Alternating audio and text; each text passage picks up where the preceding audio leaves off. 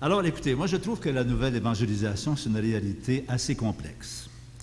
Le thème n'est pas inédit, je pense qu'on l'a montré ce matin, mais à lire les documents du Vatican préparatoires au synode, parce que les documents deviennent du Vatican, n'est-ce pas, sur ce sujet, on a l'impression d'un grand brassage qui vient secouer des habitudes séculaires. Que ce questionnement d'envergure intéresse le Vatican, généralement renfermé dans sa bulle aux certitudes tranquilles, c'est-à-dire son univers autoréférentiel invariant et ses positions immuables, c'est pour moi un signe de réveil et d'ajustement au monde contemporain dont on peut espérer enfin des transformations significatives jusque dans nos églises locales. C'est aussi l'occasion de revenir au Concile Vatican II et spécifiquement à l'exhortation préparatoire Evangelii Nuntiandi. Par ailleurs, avec le foisonnement de considérations des documents préparatoires qui vont dans toutes les directions, il y a le risque que l'on fasse de la nouvelle évangélisation un fourre-tout. Il me semble qu'il faut mettre en perspective sur ce sujet certaines choses, surtout essentielles. Mon premier point, ce qu'est la nouvelle évangélisation. Pour mon propos, je retiens de tous les efforts appliqués à circonscrire le sujet cette définition englobante de Benoît XVI, donnée lors de la création du Conseil pontifical pour la promotion de la nouvelle évangélisation.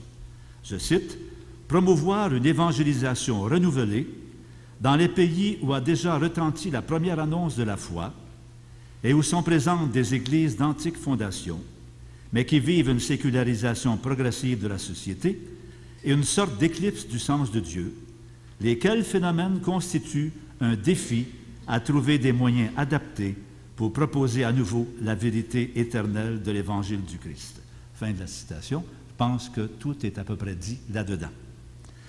Et la définition simple se résumerait, à mon avis, à ceci, à culture nouvelle, évangélisation nouvelle. L'adjectif nouvelle référant d'abord à l'évolution du contexte culturel de notre époque. Benoît XVI y donne cependant une orientation déterminée pour la transmission de la foi chrétienne. Cela me paraît très à propos si l'on ne réduit pas la foi à un savoir sur des contenus, ce qui implique qu'on ne doit pas prendre pour prétexte de l'anniversaire du catéchisme romain comme synthèse très systématique, qu'on ne puisse pas prendre prétexte de cela pour déterminer l'orientation d'ensemble de l'opération de la nouvelle évangélisation, parce qu'il y a là un danger. Mais heureusement, à mon avis, Benoît XVI corrige l'orientation par son merveilleux motu proprio, la porte de la foi, dont je parlerai tout à l'heure. Quelques remarques à propos du contexte ou de l'évocation du contexte. D'abord, sur la sécularisation, les textes préparatoires insistent longuement, voire s'apesantissent sur la sécularisation de la société, comme si c'était le refus du christianisme. On semble en parler surtout dans le sens du sécularisme idéologique qui prônait un humanisme sans Dieu. Or, il faut bien redire que la sécularisation, c'est un phénomène tout à fait normal avec lequel il faut composer. La sécularisation est le processus d'émancipation culturelle de la tutelle des Églises et du contrôle religieux sur la vie publique. C'est la conséquence de l'autonomie des structures objectives de la société, philosophie, droit, éthique, économie, politique et tous les autres secteurs d'activité profane. Donc, chacun de ces secteurs ou chacune de ces structures objectives obéissant aux lois propres de son domaine. Alors, donc, la sécularisation, à mon avis, c'est un acquis indéniable qui est issu de la modernité. Alors, ça veut dire que dans la vie publique, l'Église ne contrôle plus les règles du jeu, voit son rôle relativisé, intervient dorénavant sous le mode de la contribution dans une société différenciée. C'est très heureux qu'il en soit ainsi, mais la grande transformation pour nous, comme agent pastoral et comme Église, c'est de devoir y gagner l'hospitalité dans un monde qui n'est pas le nôtre, dont nous n'avons pas la maîtrise. Gagner l'hospitalité. Deuxième remarque, la rencontre de la modernité. Ça a l'air évident. On parle de transformation culturelle qui modifie profondément la perception que l'homme a de soi et du monde, qui entraîne des conséquences sur sa façon de croire en Dieu. Moi, je dirais globalement que l'Église doit aller à la rencontre de la modernité Et je dirais même que l'Église doit être très à l'aise sur ce terrain, puisque c'est le judéo-christianisme qui est à l'origine de la modernité. En dégageant la transcendance et l'altérité de Dieu par rapport à la nature, il a désacralisé la nature, il a permis le désenchantement du rapport magique avec les forces irrationnelles associées au divin, il a défatalisé l'histoire, il a libéré l'espace d'autonomie de la raison, valorisant la liberté des personnes et assurant l'éclosion même des sciences modernes. C'est quand même un acquis, ça. Il faut vivre avec ça, n'est-ce pas? Et c'est très positif. La modernité, il faut bien faire attention, on est habitué à employer ce mot-là, mais qu'est-ce que ça représente? C'est très profond. C'est toute la question de l'affirmation du sujet humain, l'émergence de sa conscience personnelle. La modernité privilégie l'autonomie, la responsabilité, la participation. Elle a fini par mettre de l'avant l'émancipation critique de ses facultés rationnelles, avec la conviction que le savoir est inachevé et que la vérité s'élabore autant qu'elle se découvre, en contrepartie de savoir et de certitudes immuables, définies une fois pour toutes, enfermées dans des systèmes englobants et irréformables. Je ne sais pas si vous saisissez l'enjeu. Il y a quelque chose de très profond comme transformation attendue, même de la part du discours officiel de l'Église. On parle aujourd'hui de postmodernité, surtout pour désigner une nouvelle période où l'on tenterait de dépasser les limites et les dérives de la modernité, comme le réductionnisme de la rationalité scientifique et technologique et toutes sortes d'illusions positivistes de l'autonomie humaine absolue. On a parlé des grandes idéologies, la fin des grandes idéologies totalitaires, etc. Mais à mon avis, la postmodernité garde les grands acquis de la modernité. Donc, il n'y a pas beaucoup de changements finalement, même avec l'ère numérique, la culture numérique, qui s'offre précisément à l'autonomie et à la liberté de l'individu et l'invite à dialoguer avec une multitude de discours dans toute leur diversité.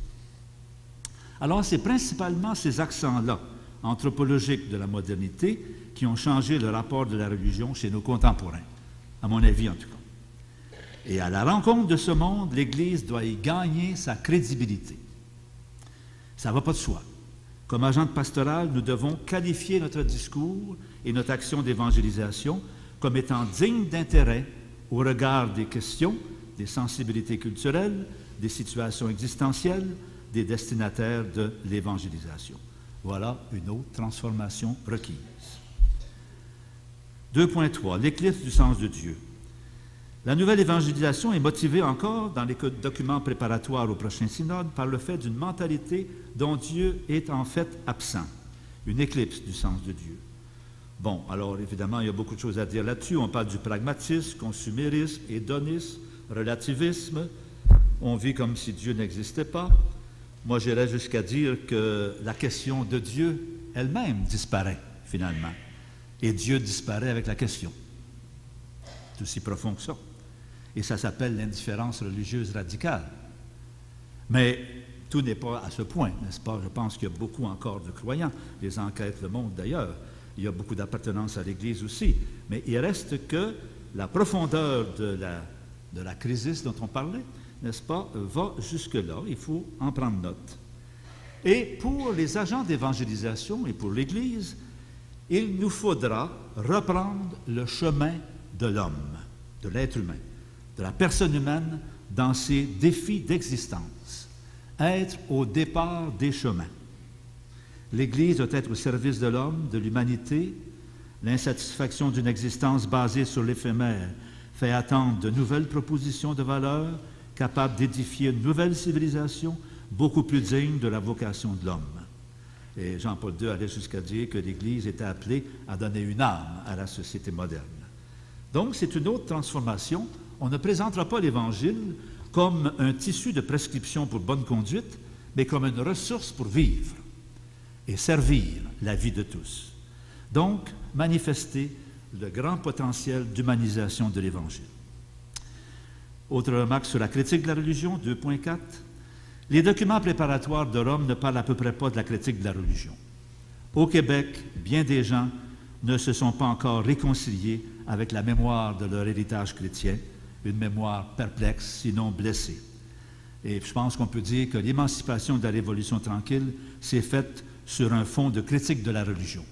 Critique qui s'en est prise au modèle culturel du christianisme qu'on avait ici, christianisme enseigné, transmis, exprimé. On connaît les grands rejets, n'est-ce pas? Religion de la peur, de l'obscurantisme, jansénisme, endoctrinement d'autorité, morale de l'interdit, devoir conjugal de la femme contre l'empêchement de famille, culpabilisation, spiritualité rétrécie de l'ascèse, cléricalisme local, dirigisme romain, etc. Comme en toute critique, il y a toujours des requêtes, n'est-ce pas? Alors, comme grande requête, c'était l'appel de la vie, l'appel d'un peuple qui veut réapprendre à marcher par lui-même, hein? L'affirmation de soi, la prise en charge de son humanité et l'espace libre du croire. Pas la crise de la foi nécessairement au sens où les gens abandonnent la foi, mais l'espace libre de pouvoir croire selon son cheminement. Alors, il importe pour l'Église, à mon avis, d'accueillir encore la critique de la religion, en faisant la part des choses, bien entendu, parce qu'on commence à en revenir du fameux slogan de la grande noirceur. Je pense qu'il y avait d'autres choses que ça. Mais on doit reconnaître aussi nos erreurs, on doit faire la critique interne de nos ambiguïtés, de nos contrefaçons, dans la manière d'exprimer le sens chrétien pour le temps présent. Et je pense qu'il faut aider les gens à se réconcilier avec leur héritage religieux. Moi, ça me surprend que 40 ans après la Révolution tranquille, on en soit encore là, mais on est encore là. Se réconcilier avec l'héritage religieux en départageant l'essentiel de l'accessoire, en faisant le tri entre le permanent et le désuet, en distinguant ce qui libère de ce qui encombre. À ce moment-là, on aura annulé les résistants, peut-être cicatriser les blessures, lever les obstacles pour s'ouvrir à quelque chose de neuf, une nouvelle évangélisation. Alors j'arrive aux pièces de subsistance maintenant, quelques points de repère pour une nouvelle évangélisation. D'abord, le contenu. Il faut se redire que le contenu de l'évangélisation est toujours le même. C'est l'annonce de la personne de Jésus, de ce qu'il est comme figure humaine de Dieu, de ce qu'il dit en parole, de ce qu'il fait en action, et par qui le règne de Dieu est inauguré et donné à construire. Et cette annonce-là, c'est une bonne nouvelle pour la restauration de l'humanité, lui donner l'espérance d'arriver à sa pleine humanité, c'est-à-dire à son accomplissement. Hein? Comme Jésus a dit à un moment donné à sa mort, tout est accompli, n'est-ce pas? L'évangélisation s'adresse d'abord aux personnes dans l'intériorité de leur conscience, dans leurs relations mutuelles et dans leur engagement en société. Donc, je suis moi pour le concept de l'intégralité, n'est-ce pas, de la réalité humaine qui doit être rejointe par la nouvelle évangélisation. Et l'annonce de la vie de Jésus qui se donne pour la réussite du monde est indissociable de la promotion du règne de Dieu, qui était son grand programme de réalisation auquel il a travaillé sans cesse, dont il parle constamment durant toute sa vie. Moi, des fois, je dis aux gens, quand je prêche, Jésus parle simplement de ça, finalement. Il en a même parlé après sa résurrection, n'est-ce pas? Selon le livre des Actes. Car ses disciples ont précisément la mission de contribuer à l'édifier durant l'histoire, jusqu'à ce qu'il devienne le royaume de Dieu définitif. Alors, le règne de Dieu, c'est cette transformation en un nouvel état de choses, où règne l'intention de Dieu sur la création, où règne donc la réconciliation, l'amour, la justice, la paix, la liberté, le partage. Et ça aussi, ça vise l'intégralité du projet humain, le règne de Dieu, au vif de l'existence des personnes, au cœur de leurs relations et dans l'aménagement des sociétés, y compris les grandes causes humanitaires que l'on connaît. Il ne faut jamais oublier que ça fait partie du contenu de l'évangélisation, le projet du règne de Dieu. L'Église, quant à elle, est le sujet de l'évangélisation, car elle est la continuation de la communauté des disciples qui en a reçu la mission.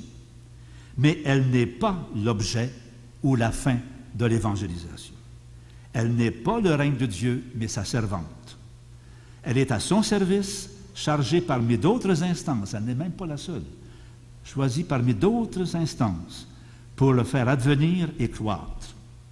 Les lineamenta préparatoires au synode sur la nouvelle évangélisation insistaient, à mon avis, un peu trop sur les retombées de l'opération au bénéfice de l'Église.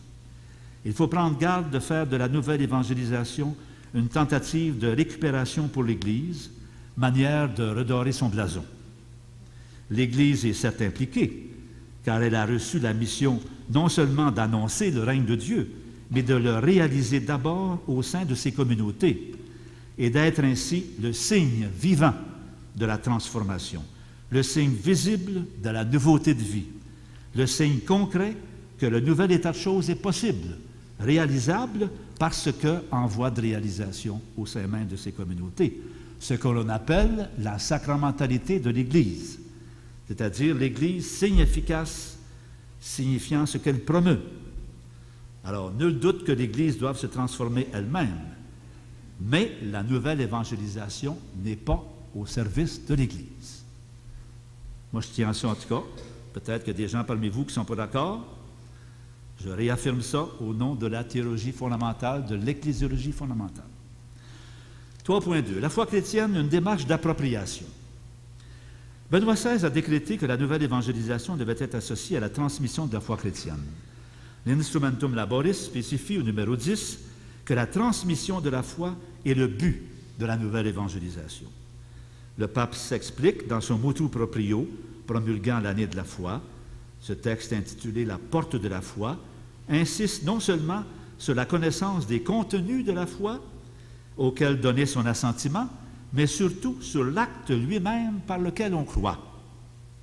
C'est la distinction classique, ceux qui ont suivi mes cours, vous le savez, sur le croire, entre la foi contenue qui est crue, la fides qua creditur, et la foi attitude par laquelle on croit, la fides qua creditur. C'est une formule classique, mais ça dit beaucoup. Et la nouvelle évangélisation devrait donc faire redécouvrir le chemin de la foi, présenter la foi comme un parcours menant à un acte personnel de libre choix et d'engagement. C'est à mon avis très à propos, comme jamais, je dirais même, dans le contexte actuel. Je prends en témoin ce que l'on fait dans l'unité pastorale Saint-Laurent, où nous avons consulté largement plus de 200 personnes dans 21 tables rondes de prise de parole sur le rapport des gens aux religieux dans la société d'aujourd'hui. Et le diagnostic qui en sort, le diagnostic principal, c'est le besoin d'appropriation de la foi chez les gens, de réappropriation pour faire de la foi leur affaire propre, leur démarche personnelle, leur cheminement éprouvé. Alors, je suis content de voir ça parce que j'avais même produit, mes plus anciens étudiants s'en rappellent peut-être, un article qui s'appelait « L'agent de la seconde évangélisation et les niveaux de son intervention ». C'était justement un processus d'accompagnement de la démarche de foi dans toutes ses étapes. Moi, je pense qu'il y a quelque chose à faire là. Et soit dit en passant, nous avions inventé, c'est Jacques Grandmaison qui l'avait inventé, n'est-ce pas, le terme de la seconde évangélisation, celle qui vient après la première, n'est-ce pas? Ici, au lendemain de la Révolution tranquille, par la production de 3 livres dans la collection Héritage et Projet. Cette annonce est gratuite, n'est-ce pas?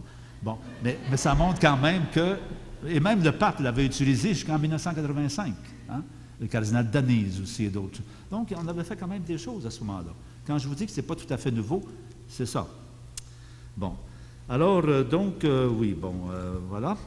La grande transformation en cela pour l'Église, donc, c'est que nous devons nous adresser à l'individu, éveiller sa conscience à ses besoins fondamentaux, stimuler son questionnement en recourant à son expérience dans un parcours existentiel.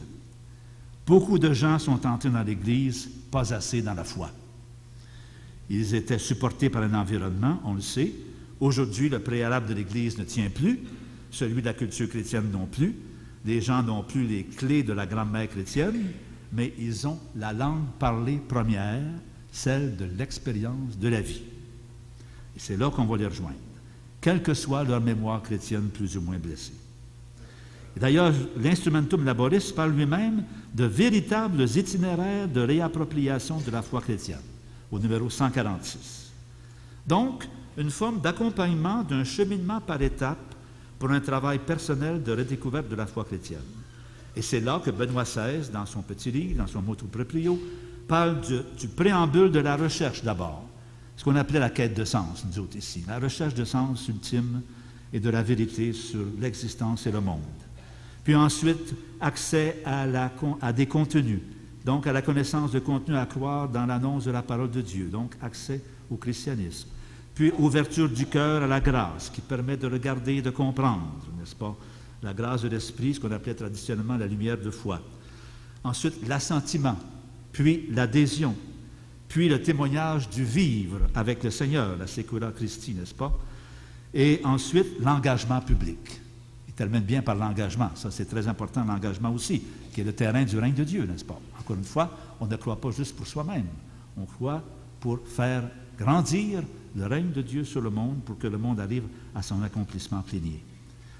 Alors, l'engagement n'est pas en reste, parce que la foi est un authentique chemin d'humanisation qui aboutit à faire avancer le projet du règne de Dieu par des actions et des engagements. Alors, il faut prendre note ici de deux choses, disons, quand on évoque la transmission. Premièrement, il ne s'agit pas de transmettre un contenu dogmatique, mais la proposition d'un chemin à faire, d'un chemin de foi qui, de question en question, va passer par la rencontre de Jésus-Christ et de son offre de sens pour une adhésion libre et décisive. Et deuxièmement, nous ne sommes pas, à vrai dire, les auteurs de la transmission. Notre apport est plutôt de veiller aux conditions qui rendent possible chez l'autre le cheminement d'étape en étape de l'acte de foi volontaire et personnel.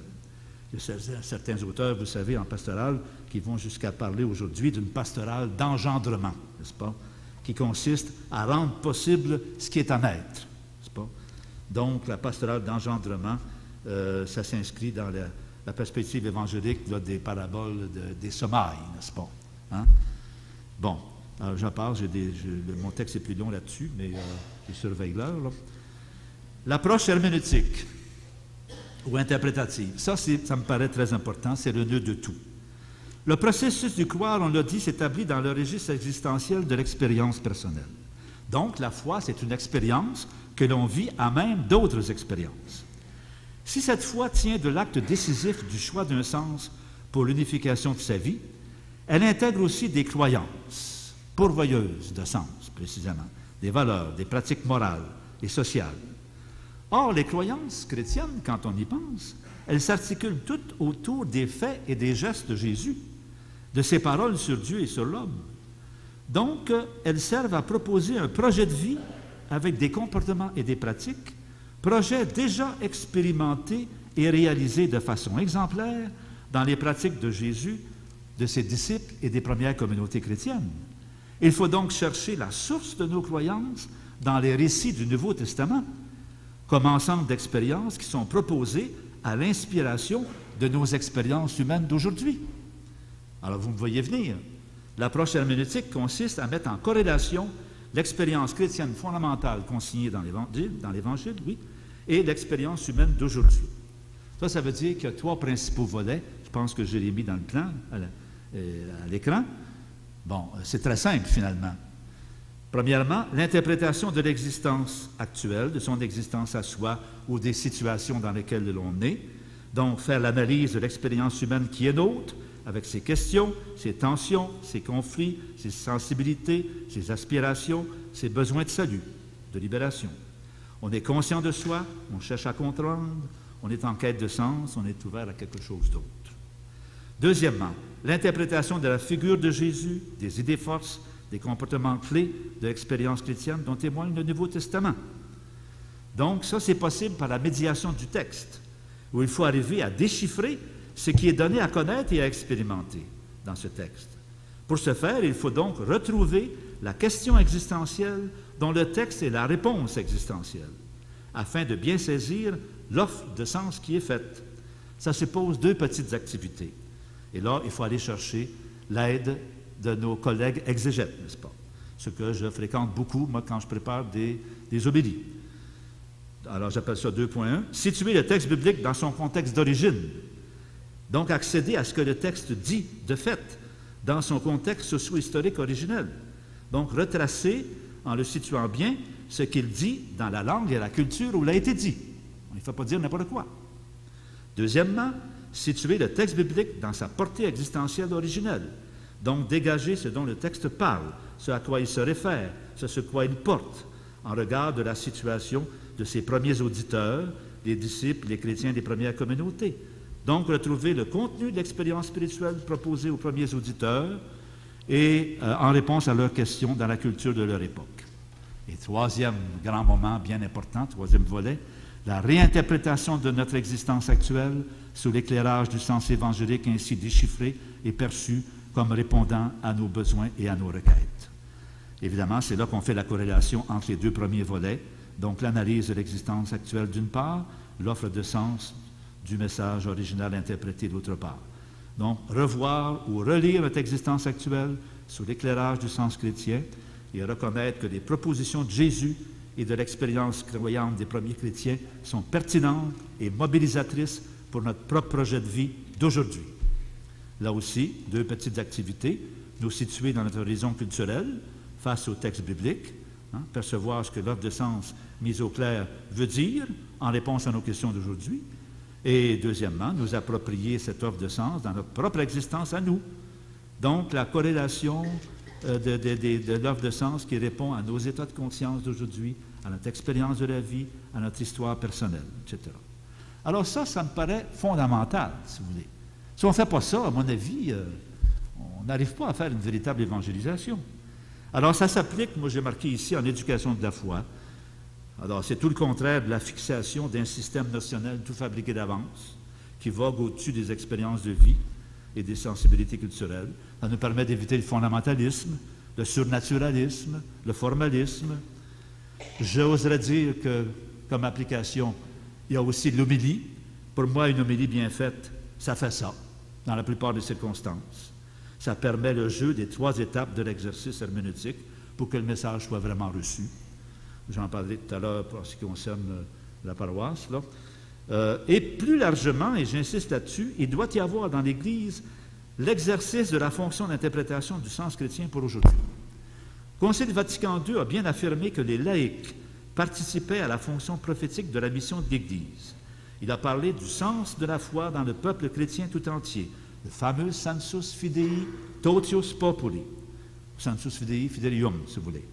Grâce à ce sens de la foi et sous la conduite du magistère sacré, le peuple de Dieu s'attache à la foi et y pénètre plus profondément en l'interprétant comme il faut.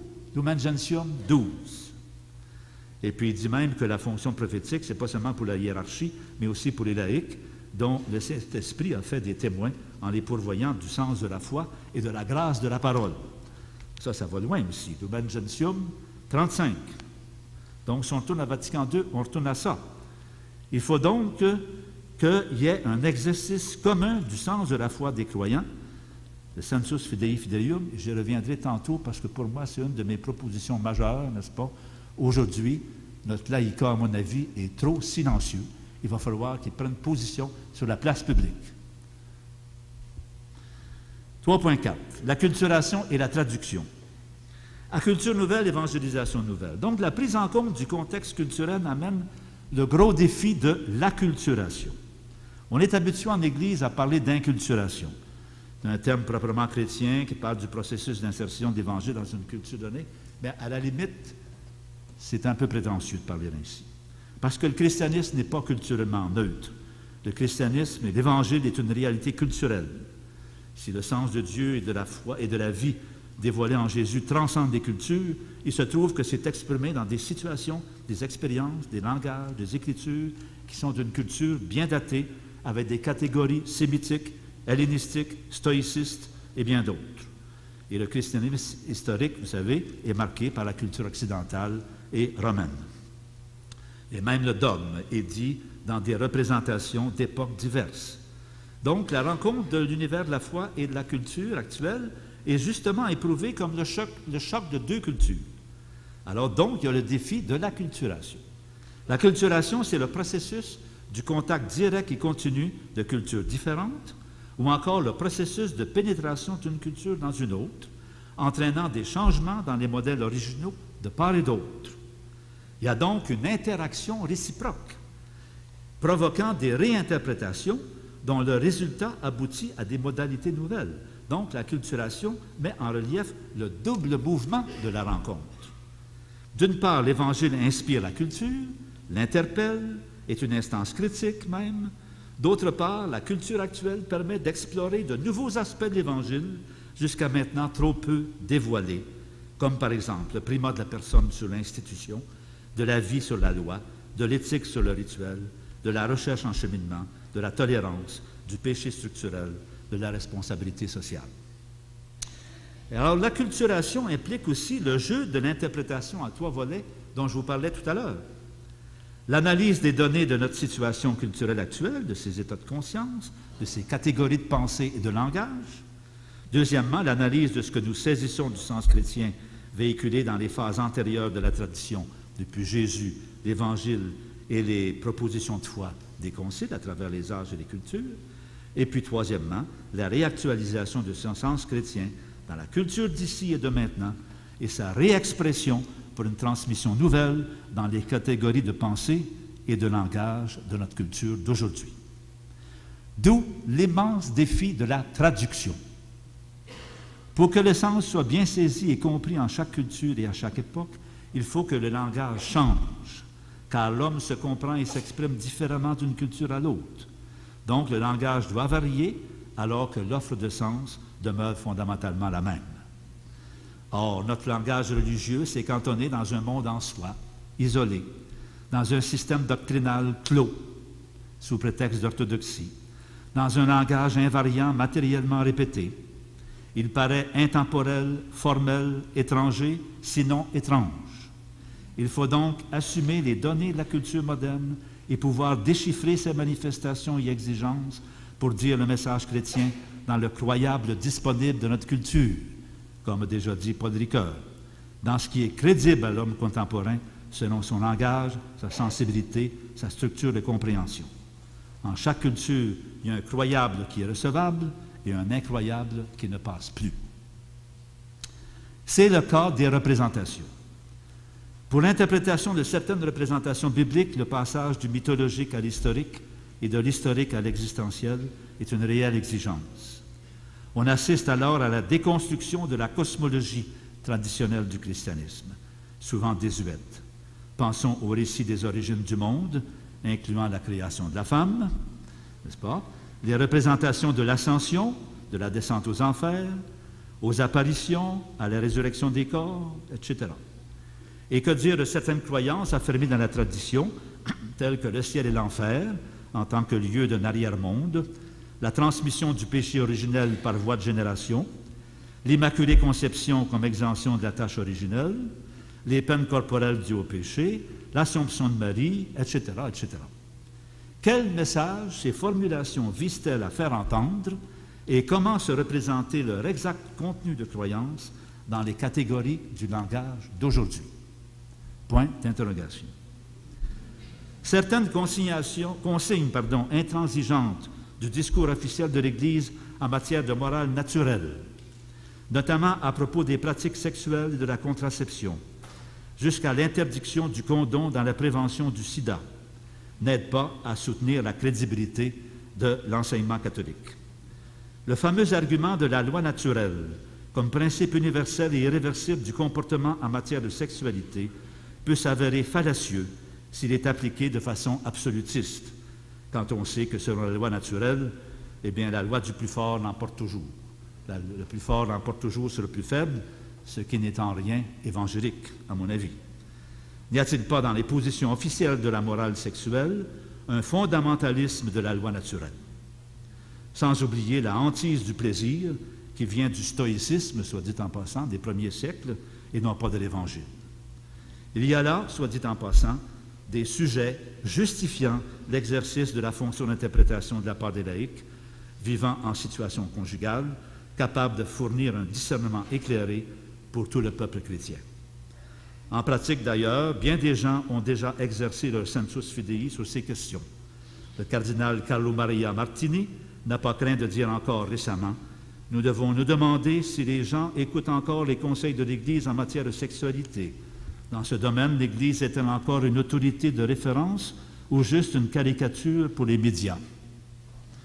Fin de la citation. Il faudrait aussi du changement sur la question de l'accès des divorcés à la communion eucharistique. Vous savez son point de vue. J'ai une longue citation de lui ici, mais je vous en fais grâce parce que l'heure avance.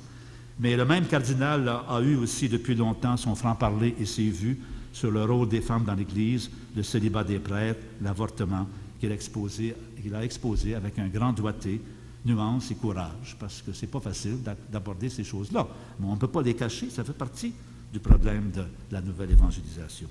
Et je signalerais que la Conférence religieuse canadienne, l'Association des supérieurs majeurs, en 2006, avait déjà livré un message substantiel aux évêques canadiens, répercutant l'opinion des croyants sur plusieurs de ces questions: contraception, morale sexuelle, homosexualité, divorce, accès des femmes au ministère ordonné, mariage des prêtres, en insistant pour que l'Église accorde la priorité à la considération des personnes, en dénonçant le traitement unilatéral des questions controversées dans une perspective trop essentialiste, idéale, normative et non pas existentielle, n'est-ce pas? Eh bien, ce message-là, on s'est fait opposer une fin de non-recevoir. Peut-être pour différentes raisons, mais enfin, je pense que quand même, ici même, il y a eu un effort de ce point de vue-là. C'est ce que j'appelle la prise de parole publique qui parfois est nécessaire. Est-ce que j'ai le temps de dernier 5 minutes? Les structures, moyens et services, je passe vite parce que c'est des choses qui sont connues, mais quand même, c'est important à dire, la nouvelle évangélisation met en cause l'Église comme sujet et on insiste dans les documents sur la capacité de l'Église à se structurer en communauté réelle, fraternité authentique. Bon, je veux bien, mais il faut dire que la paroisse d'aujourd'hui, et j'en suis parce que j'étais curé depuis près de 4 ans, elle n'est plus autosuffisante. C'est une réalité toute relative. La paroisse doit être ouverte sur son au-delà, plus large qu'elle-même, c'est-à-dire sur l'Église à l'échelle de la ville. Hein? Le vrai niveau de réalisation de l'Église à Montréal, ici, c'est l'Église de Montréal, l'Église locale, l'Église particulière. Et il y a plusieurs services dans l'Église, dans l'Église à l'échelle de la ville. Pourquoi? Parce qu'elle comprend toute l'unité psychosociale de vie qui englobe toutes les activités des individus. Et elle doit être ouverte, la paroisse aussi, sur son en-deçà, sur sa base, sur les personnes, les groupes, les mouvements qui la composent. Alors, moi, quand je dis que c'est un élément de l'Église de la ville, ça correspond à une large communauté de référence, pour prendre des expressions de Fernand Dumont, où les chrétiens sont souvent disséminés, mais appartiennent à une même foi, réfèrent à des croyances, des valeurs, des symboles communs et à une mémoire collective. C'est là que sont la majorité de nos gens de la première évangélisation. Et puis, ils nous disent encore appartenir à l'Église. N'est-ce pas? Alors, ils peuvent avoir une pratique chrétienne, en éthique, en relations humaines, une pratique sociale, sans se préoccuper des modalités institutionnelles de la pratique religieuse. C'est vrai, ils ne sont pas toujours là comme pratiquants du dimanche, mais outre leur paroisse, n'est-ce pas, il y en a plusieurs qui vont recevoir, je ne sais pas, le pardon en tel sanctuaire, qui vont suivre des cours de préparation au mariage à tel endroit, qui poursuivent une formation auprès de telle école, peut-être même les fameux groupes alpha dont on a parlé, là. Une émission religieuse de télévision, il y en a encore, se référer à un centre d'accompagnement spirituel, entrer en dialogue avec leurs congénères, je ne sais pas. Au fond, la paroisse n'a pas à retenir les croyants dans son enclos. Et d'ailleurs, l'Instrumentum Laboris dit bien qu'il faut envoyer des croyants sur les scènes, ce qu'appelle les scènes de la culture, de l'immigration, la scène économique, la scène de la politique, la scène de la recherche scientifique et technologique, la scène médiatique et numérique et la scène religieuse de l'écuménisme et de l'interreligieux. Alors, la paroisse, là-dedans, peut préparer, mais elle doit envoyer ses fidèles sur les terrains du monde, dans les divers milieux de vie où le travail se fait pour édifier le règne de Dieu, encore une fois. D'autre part, la paroisse où l'on habite doit être liée aussi aux personnes et aux groupes qui la composent en une possible et souhaitable communauté de proximité. Or, avec l'éclosion de la société urbanisée, l'extension du lieu que l'on habite, pour nous c'est Saint-Laurent, donc c'est 4 paroisses, c'est tout l'arrondissement, on a heureusement des unités pastorales constituées de paroisses voisines qui visent l'intégration des ressources et des services pour un enrichissement réciproque, un travail en commun où l'on multiplie les moyens de répondre aux défis du milieu. À l'unité pastorale Saint-Laurent, je me permets de parler de ce que je connais plus immédiatement, nous fonctionnons selon le mode du jumelage et non pas de la fusion. Pourquoi? Pour garder des communautés de proximité, justement, avec les cultures propres et viser le modèle de la communion des communautés de proximité. Donc, 4 paroisses, quelques résidences de personnes âgées. Et pour qu'il y ait des communautés de proximité, il faut que l'on conserve les signes et les manières propres de fonctionner de chacune d'elles, n'est-ce pas? Et puis, il faut donner des rôles et des fonctions à plusieurs responsables, bénévoles souvent, afin qu'on forme des communautés d'intégration pour arriver à ce que ce soit de réelles communautés d'appartenance avec des interrelations et des interactions entretenus. Ça, c'est l'idéal. Et nous avons cela, je pense, chez nous. Mais la pratique de la communauté, il faut bien le dire, est à contre-courant de la société actuelle. Il y a beaucoup d'absents. Il y a des individus aux relations courtes. Il y a un bon nombre de têtes blanches. Donc, moi, je dis que nous sommes réduits comme unité pastorale à être principalement un centre de services religieux. Et là, j'entre évidemment en dialogue avec mon confrère et ami routier, n'est-ce pas, de Québec, qui insiste beaucoup sur la formation des communautés chrétiennes. Je veux bien, mais c'est l'idéal, n'est-ce pas? Et on le fait graduellement, mais on est acculé à être un centre de services religieux dans une société fonctionnelle, n'est-ce pas, de spécialisation des rôles qui met en rapport donc des fonctions, des rapports fonctionnels, donc des offres de services recherchées d'abord pour leurs compétences dans tel domaine déterminé pour arriver à tel résultat, n'est-ce pas? Bon. Alors, autrement dit, si dans le domaine religieux, il n'y a pas la paroisse qui fait ça, qui va le faire? N'est-ce pas? Alors, la paroisse, c'est une communauté, oui, mais il n'est pas requis que tous ces services exigent de se vivre en expression communautaire chez tous les paroissiens. La relation à Dieu, l'évangélisation, l'entretien de la foi, la prière personnelle, la méditation, l'emportent sur la pratique communautaire. Je le répète, la communauté chrétienne et sa fraternité ne sont pas la finalité de la nouvelle évangélisation. 4.2, des liturgies soignées avec homélie à interpréter. Ça, je passe par-dessus ça parce que vous savez pas mal ce que c'est, là. L'homélie, oui, c'est autant que possible arriver à représenter là, les trois volets de l'interprétation. C'est sûr que c'est pas facile, le premier volet, parce que c'est aux gens à se définir, à s'analyser dans ce qu'ils sont, dans leurs besoins, dans leurs requêtes. Moi, quand je suis devant une assemblée qui est souvent muette, si vous voulez, à moins de faire des homélies partagées, ce que l'on fait de temps à autre, surtout dans les messes familiales, mais aussi ailleurs, eh bien, on ne peut pas deviner qui est malade ce matin-là, qui est en forme, qui est triste, qui est joyeux, qui a vécu un deuil, etc. On ne peut pas se mettre à la place des gens. Il faut que les gens arrivent avec ce qu'ils sont et avec leurs besoins, n'est-ce pas? Alors, la grosse part de l'homélie, ça va passer à l'interprétation du texte sacré, n'est-ce pas? Et on va ménager après une pause silencieuse ou avec un chant d'accompagnement, un chant méditatif, pour donner le temps à chacun de faire sa propre homélie après que l'homéliste a eu risqué sa propre interprétation. Bon. Et moi, je prétends que c'est là qu'on fait de la pastorale d'intelligence, des croyances, des représentations, afin de rendre la foi plus audible, intelligible et plausible. Et il ne faut pas avoir peur d'aborder les grands sujets. Moi, au moins une fois par année, je parle de la Trinité, en essayant de nous garder du tritéisme et du modalisme. Parce que pour beaucoup de gens, à mon avis, la Trinité, c'est trois dieux. Or, ce n'est pas trois personnes à la manière des personnes que l'on connaît avec la psychologie des profondeurs et tout le reste. Il n'y a pas trois consciences en Dieu, il y a une seule conscience, un seul centre de décision.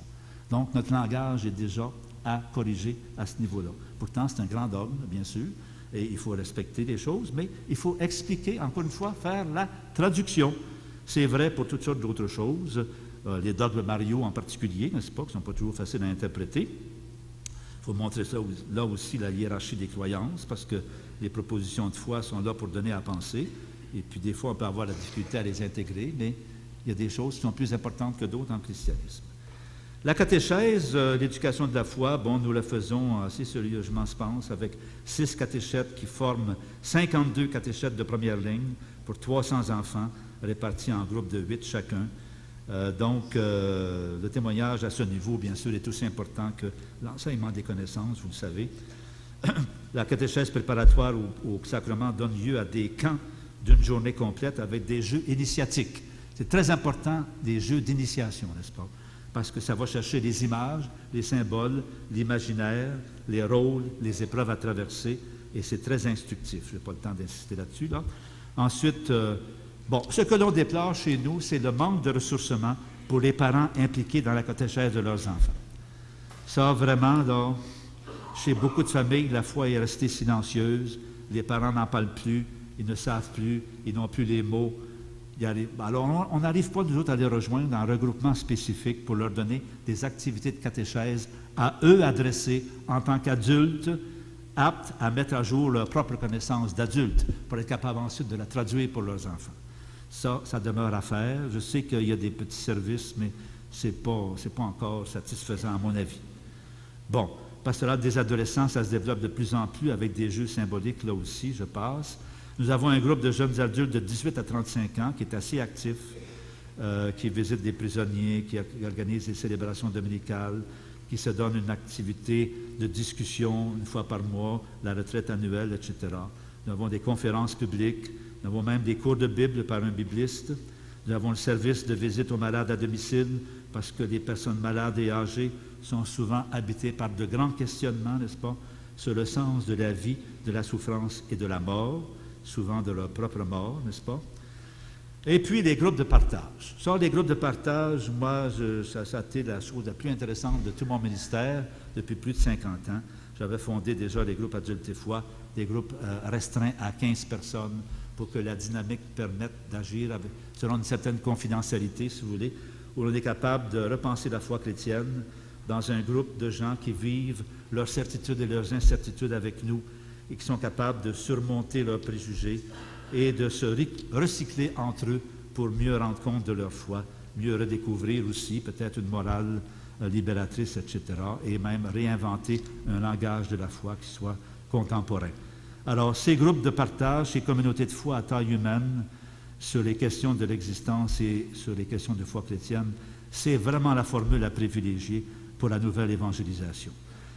Les groupes de prise de parole publique, je l'ai dit un petit peu tout à l'heure, j'insiste ici, je pense qu'il faudrait que se fassent entendre des groupes de prise de parole publique où des laïcs exprimeraient le sens commun de la foi des fidèles dans plusieurs tâches d'interprétation à la lumière de l'Évangile, à condition que ça soit fait en concertation ecclésiale, bien sûr. Mais quand on dit « le temple de Dieu, c'est vous »,« l'Église, c'est vous », bien, il faut prendre ça au sérieux. Ils sont partie prenante de l'interprétation dans l'Église des réalités de la foi, de la morale et des pratiques. Et ça concerne, à mon avis, des représentations des réalités de la foi, des croyances, des images, des symboles, des pratiques, la morale, la lecture chrétienne des enjeux sociaux, jusqu'aux aménagements institutionnels. Dans l'Église institution, il y a des forces instituantes qui sont chargées de mettre sur pied de nouveaux institués. Alors, les agents de pastoral, vous êtes des forces instituantes. Que faites-vous pour faire de nouveaux institués? Le laïcat chrétien, à mon avis, est très engagé dans le bénévolat, mais il est silencieux et il manque de visibilité dans l'Église et surtout dans la société. Il y a bien sûr le grand réseau Culture et foi de comment ça s'appelait, Lefebvre. Ensuite, le Centre culturel chrétien de Montréal, chez les Dominicains, qui est très intéressant. Mais l'opinion concertée, la critique avisée, la proposition judicieuse en matière religieuse ne s'entendent pas encore dans les médias. On a parlé des médias, là, je ne veux pas être trop réducteur, mais il faudrait qu'on ait une instance comme les intellectuels catholiques français en France. Je ne sais pas s'ils sont encore très actifs, mais ils l'étaient quand j'étais là, mais il y a 40 ans déjà. Mais c'est très important d'avoir une pensée structurée qui est capable de s'affirmer dans l'Église avec renommée, notoriété et qui fasse avancer des choses. Bon, mouvements et associations, il y en a plusieurs chez nous. Je vous rappellerai que dans la Rome antique et dans les églises chrétiennes des premiers siècles, les associations volontaires étaient très importantes pour le rayonnement de l'évangélisation. On a le cercle des fermières, nous autres, à Saint-Vincent-de-Paul, la Popote roulante, les chevaliers de Colomb, développement et paix, comptoir alimentaire, accueil aux immigrants, etc. L'Internet, il y a plusieurs sites religieux, comme vous savez, c'est important pour l'information. Les réseaux sociaux aussi forment peut-être cette espèce de nouvelle agora là, que nous avons maintenant sur l'Internet. Alors, comment rejoindre les absents? Bien, la communication par Internet, oui. Je pense que c'est un moyen pour rejoindre les isolés, d'autant plus qu'il y a là le secret de l'anonymat. Les gens peuvent venir à leur heure et à leur rythme. Il y a tout un réseau d'échanges aussi. Il y a encore des médias spécialisés par ailleurs qui existent, comme Radio Ville-Marie, Ciel et Lumière, qui est ici, je pense, etc. Dans les lieux paroissiaux, on a des manifestations populaires qui sont importantes. Bon, je ne les nomme pas toutes ici, là. On pourrait ouvrir, et on va le faire, l'église ou une chapelle ouverte aux tout-venants comme lieu de silence, de présence, d'intériorité.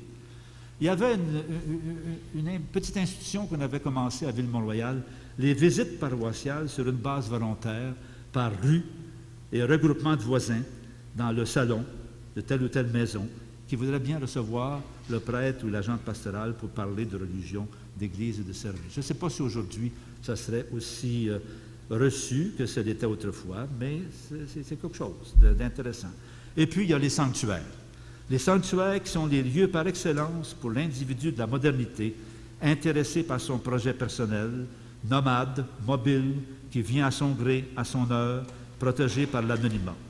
Les sanctuaires sont des lieux de passage permettant à l'individu de la modernité de faire le point sur son itinéraire personnel.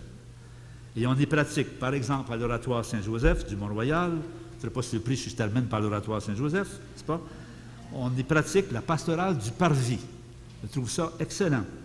Pour ceux qui restent à l'extérieur, sur le seuil, qui sont encore sensibles à la beauté des lieux, au silence, à la lumière, et qui restent curieux de percer l'énigme de ce qui est là représenté.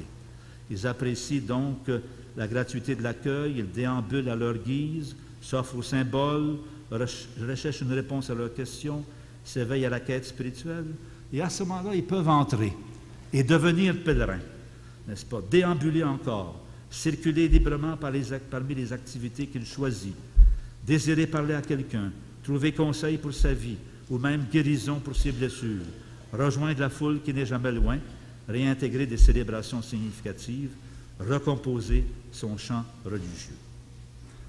Bon, alors j'aurais d'autres choses. S'il monte à la basilique, finalement, il va voir tout le décor des lieux.